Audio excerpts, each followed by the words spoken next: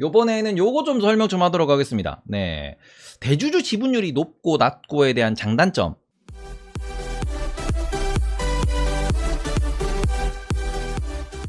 을 좀 말씀을, 대주주 지분율만으로도 우리가 이 기업의 특성을 파악할 수 있다고 말씀을 드리는데, 첫 번째 한번 보도록 할게요. 대주주 지분에 대해서 한번 말씀드려 볼게요. 국내에서 특히 중요한 겁니다. 제가 오늘도 말씀드렸죠. 쿠쿠. 뭐라 그랬어요? 대주주가 지분이 너무 많다. 자, 대주주가 지분이 너무 많은 경우는 어떻게 됩니까? 제가 쿠쿠도 마찬가지고 또 동원 이런 그룹들 말씀 자주 드립니다. 네. 아니면 사조 이런데 어제도 그치 여기도 얘기했는데 사조, 동원, 쿠쿠 얘들 다 입에 들어간 애들인 것 같은데. 자, 대주주 지분이 많다라는 거는 무슨 단점이 있느냐? 여기는 그냥 우리 닦아놓고 얘기하자. 그냥 지대로 회사를 굴리겠다라는 거거든. 그러니까 무슨 소리냐 그러면은 말 그대로 이게 회사를 상장한 의미가 없는 겁니다. 회사를 상장한 의미가 뭐예요?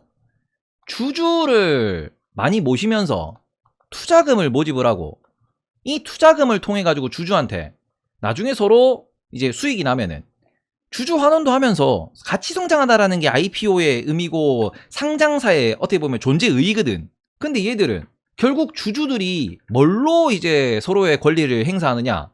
주주들은 서로 한 주당 1투표권이 있다라는 거잖아요.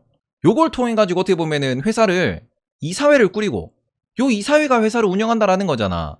이렇게 해서 어떻게 보면은 회사가 가는데 대주주 지분이 많다라는 소리는 이사회 자체가 대주주가 이사회를 꾸릴 수 있다라는 거고 이사회 의사결정에 다른 주주들은 배제된다라는 겁니다. 지 마음대로 회사를 굴리겠다라는 거야. 그럼 이런 기업 같은 경우에는 뭐 외부 감사인을 둬야 된다더니 뭐 이사회 구성을 어떻게 해야 된다더니 말은 많아요.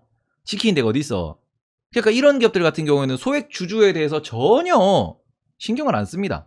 그래서 이런 기업들 같은 경우에는 투자 난이도가 매우 높아진다 정도로 좀 말씀을 드리도록 하고요. 자, 그 다음에 반대로 대주주 지분이 매우 낮은 기업이 있습니다. 어디? 휴마시스. 많이 들어보셨을 거예요. 네. 그리고 어디? 아스트. 네, 요런 기업들. 요 기업들이 대주주가 지분이 매우 낮아요.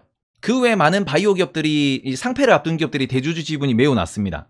이게 뭐냐 그러면은 이 대주주 지분이 낮다라는 거는 첫 번째는 이 기업이 매력적이지 않다라는 거예요. 잘 봐봐요. 이 회사가 돈을 정말 잘 벌어. 정말 기술이 좋아. 근데 대주주가 지분이 낮네? 그럼 어떤 일이 발생합니까?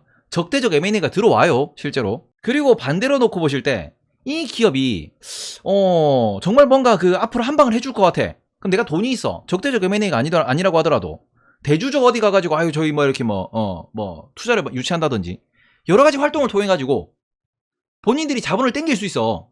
근데 대주주 지분이 낮은데도 상장이 돼 있고 그 상황에서 재무를 봤을 때 재무도 애매해. 그거는 뭐냐? 끝물이라는 소리지.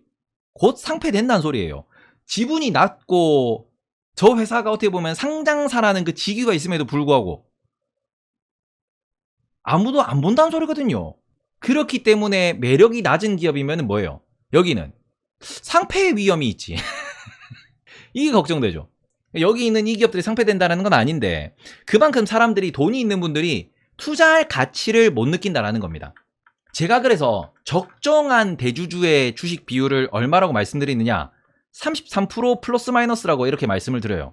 실제로 지금 상법에도 얼마 지주사가 지주회사 요건을 갖추기 위해서 상법 개정 아닙니다. 상법 개정이 됐어요. 지금 얼마? 30% 유지해야 된다. 원래 20%였습니다. 지주사가 자회사한테 20%의 지분을 들고 있어야 어떻게 보면 이게 연결이 됐는데 이게 30%로 또 이게 법이 개정이 됐고요. 실제로 완전히 이제 관계회사로 품으려면은 50%를 넘겨야 됩니다. 이게 법률상으로도 그렇게 정의를 하고 있는데 50% 이상의 지분을 들고 있다라고 하면은 뭐냐 그러면은 실적이 지분법을 따르는 게 아니고 완전 100% 다 가져가요. 종속회사로 보는 거야.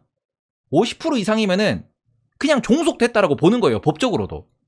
대주주가 지분 50% 이상을 들고 있다. 이 기업은 외부에서 뭘 할 수 있는 여건이 안 된다라는 거야. 이거는 상장사 아니지. 근데 어떻게 보면은 개인들이 지분 50% 이상을 들고 있다. 이 규제 때려야 돼, 이거. 자, 아무튼 이런 관점이 있다. 이런 어떻게 보면 이렇게 보고 있다라고 말씀을 드리고 싶고 그 관점에서 또 지분이 너무 낮게 되면은 이건 뭐냐? 기업 경영에 대주주가 지분이 너무 낮다라는 거는 경영권 방어가 안 된다라는 소리인데, 경영권 방어가 안 됨에도 불구하고 아무도 이 기업에 뭐 적대적으로 투자가 안 들어온다. 그만큼 매력이 없다라는 거죠. 그 관점에서 저는 대주주 지분율이 뭐 30% 전후, 33% 전후 이 정도 되는 기업이 표준이다. 이다라고 이렇게 말씀을 드리는 거죠. 이 정도는 돼야 나머지가 뭐 적대적 M&A를 뭐 할 수도 있는 거고, 뭐 경영권 방어를 할 수도 있는 거고, 그리고는 이 정도는 돼야 뭔가 좀 시장의 눈치도 볼 수 있는 거고, 그런 식으로 조금 생각을 하셨으면 좋겠고, 대주주 지분은 그냥 적당한 게 좋아요. 너무 많아도 안 좋고 너무 적어도 안 좋습니다. 미국 같은 경우에는 대주주 지분이 어떻게 보면 사모펀드들이 이래저래 많이 들어와 있습니다. 홀더들이라 해가지고 많은 분들이 참여를 하고 있고, 실제로 애플 한번 볼게요.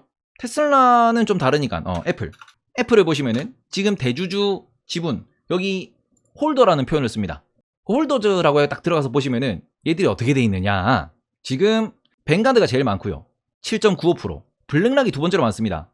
6.4%, 버크셔셔가 지금 3위입니다. 5.57%, 그리고 스테이트 스트리트라고 해가지고 여기도 사모펀드예요. 3.7%, FMR 2.14%. 그리고는 이런 곳들이 다들 뭐합니까? 모건 스탠리, 뭐 뱅크 오브 아메리카 이런 데가 다들 뭐하고 있어요? 이 지분을 가지고 CEO를 임명하는 거죠. 그리고 그 CEO가 지금 팀 쿡이라는 사람이고, 이사회를 여기에서 어떻게 보면은 이사회를 구성하고 CEO가 기업을 운영하는 과정에서 CEO가 진짜 마음에 안 들잖아. 나가라 그래. 이분들 나가라 그래. 이게 월스트리트입니다. 그래서 그런 관점 한번 체크를 해보셨으면 좋겠다 라고 말씀을 드리고, 우리나라가 이상한 거예요. 우리나라는 오너 일가라는 개념이 있는 거고, 우리나라는 일본식으로 좀 이렇게 기업이 성장을 했죠. 중국은 반대지. 중국은 이렇게 상업펀드가 들어와 있는 게 아니고 중국은 공산당이 들어와 있어요. 국가마다 다르긴 하는데, 이게 우리나라도 어떻게 보면은 결국 자본주의에 입각해서 경제가 굴러간다. 삼성 같은 경우에도 이제 어떻게 보면 4세 경영 안 하겠다, 경영권 승계 안 하겠다, 뭐 이런 식으로 표명을 한 게 뭐냐 그러면은, 우리나라는 오너 눈치를 너무 많이 보고 오너가 잘못된 선택을 하면은 진짜 골로 가는 거지. 이게 왕조 국가라고 하는 곳이 왕이 한번 잘못된 선택을 하면은 골로 가는 걸 많이 봤죠, 우리 역사에서. 근데 지금 우리가 대한민국의 이제 재벌들, 상장사들 보시면은 다 왕이잖아, 사장이. 그 왕조 국가가 투자 한번 잘못하면 두산처럼 골로 가는 거거든. 그래서 그런 관점을 조금 체크를 해보셨으면 좋겠다. 그래서 그런 관점에서 좀 어떻게 보면 이게 지금 많은 곳들이 들어와 있습니다. 많은 곳들이. 인덱스 펀드들도 많이 들어와 있어가지고, 그러니까 말 그대로 이런 식으로 지분들이 구성이 돼 있고, 이런 상황에서 이사회를 통해서 움직이는 게 주식회사인데, 우리나라는 자본주의의 베이스를 따르지는 않는다 정도를 보셨으면 좋겠습니다. 그래서 어쨌든 대주주의 지분은 너무 많아도 안 좋고 너무 적어도 안 좋고, 이사회를 구성하는 그 과정에서 좀 더 우리나라는 소액 주주들이 좀 인정받을 수 있는 그런 자본이 좀 탄탄해지는, 자본시장이 탄탄해지는 그런 과정을 앞으로도 겪어야 된다를 보셨으면 좋겠습니다. 대주주 지분율은 어느 정도가 적당한가,